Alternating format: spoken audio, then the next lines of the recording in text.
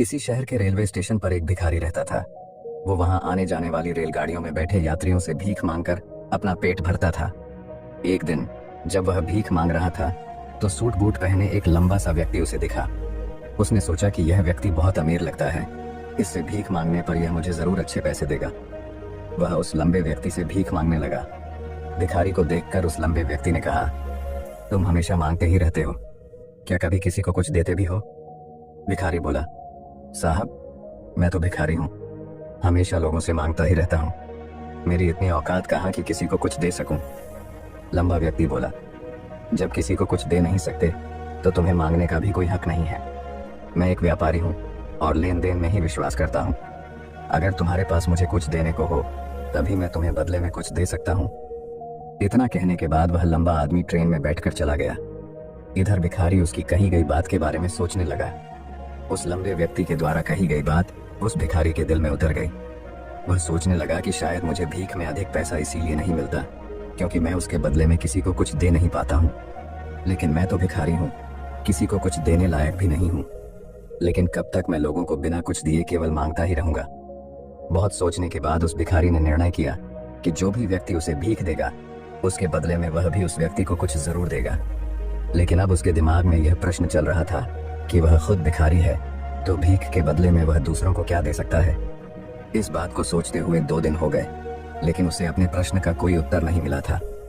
तीसरे दिन जब वह स्टेशन के पास बैठा हुआ था तभी उसकी नजर कुछ फूलों पर पड़ी जो स्टेशन के आसपास के पौधों पर खिल रहे थे।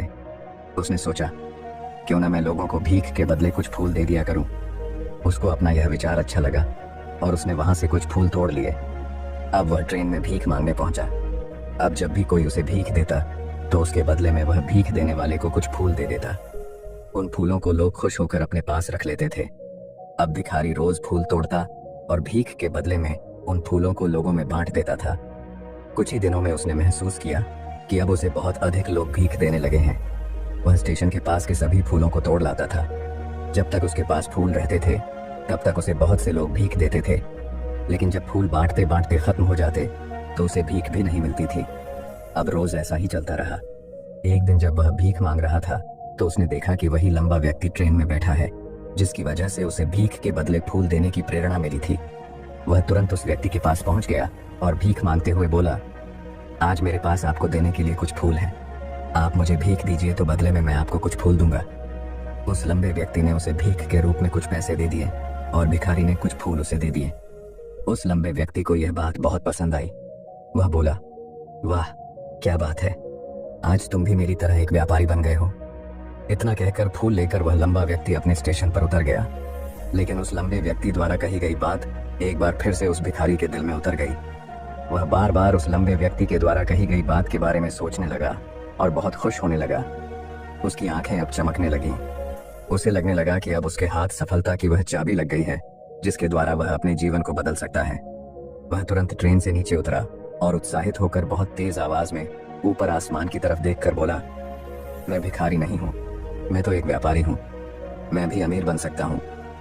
लोगों ने उसे देखा तो सोचा कि शायद यह भिखारी पागल हो गया है और अगले दिन से वह भिखारी उस स्टेशन पर फिर कभी नहीं दिखा। लेकिन 6 महीने बाद इसी स्टेशन पर 2 व्यक्ति सूट बूट पहने हुए यात्रा कर रहे थे। दोनों ने एक दूसरे को देखा तो उनमें से एक ने दूसरे से हाथ मिलाया और कहा, क्या आपने मुझे पहचाना? दूसरा व्यक्ति बोला, नहीं, क्योंकि मेरे हिसाब से हम लोग पहली बार मिल रहे हैं। पहला व्यक्ति बोला, नहीं, आप याद कीजिए, हम पहली बार नहीं बल्कि तीसरी बार मिल रहे हैं। दूसरा व्यक्ति बोला, मुझे याद नहीं, वैसे हम पहले 2 बार कब मिले थे? अब पहला व्यक्ति मुस्कुराया और बोला, हम पहले भी 2 बार इसी ट्रेन में मिले थे। मैं वही भिखारी हूँ जिसको आपने पहली मुलाकात में बताया कि मुझे जीवन में क्या करना चाहिए और दूसरी मुलाकात में बताया कि मैं वास्तव में कौन हूँ। दूसरा व्यक्ति मुस्कुराया और अचंभित होते हुए बोला, ओह, याद आया, तुम वही भिखारी हो जिसे मैंने एक बार भीख देने से मना कर दिया था और दूसरी बार मैंने तुमसे कुछ फूल खरीदे थे। लेकिन आज तुम ये सूट बूट में कहाँ जा रहे हो और आजकल क्या कर रहे हो? तब पहला व्यक्ति बोला, हाँ, मैं वही भिखारी हूँ, लेकिन आज मैं फूलों का एक बहुत बड़ा व्यापारी हूँ और इसी व्यापार के काम से ही दूसरे शहर जा रहा हूँ। कुछ देर रुकने के बाद वह फिर बोला, आपने मुझे पहली मुलाकात में प्रकृति का वह नियम बताया था जिसके अनुसार हमें तभी कुछ मिलता है जब हम कुछ देते हैं। लेन देन का यह नियम वास्तव में काम करता है।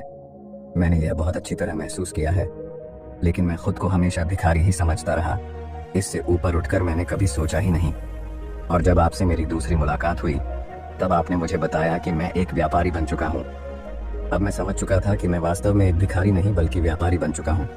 मैंने समझ लिया था कि लोग मुझे इतनी भीख क्यों दे रहे हैं, क्योंकि वह मुझे भीख नहीं दे रहे थे, बल्कि उन फूलों का मूल्य चुका रहे थे।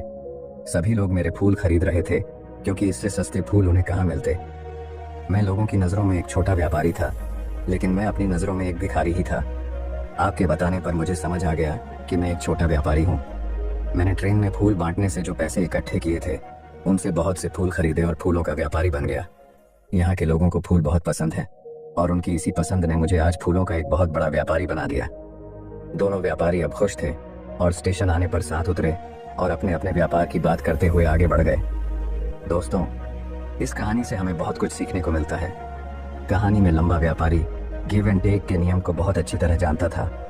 दुनिया के सभी बड़े व्यापारी इसी जीवन के नियम का उपयोग करके सफल हुए हैं।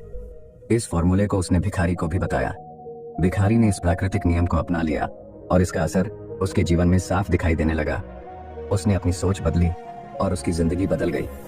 यह कहानी हमें बताती है कि हम यदि अपनी सोच बदल लें तो कुछ भी हासिल किया जा सकता है।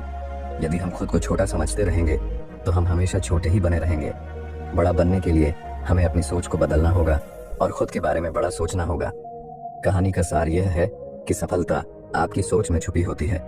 खुद का आत्मसम्मान जगाइए, अपनी सोच को बड़ा बनाइए और देखिए कैसे आप सफलता के शिखर पर पहुंच जाते हैं।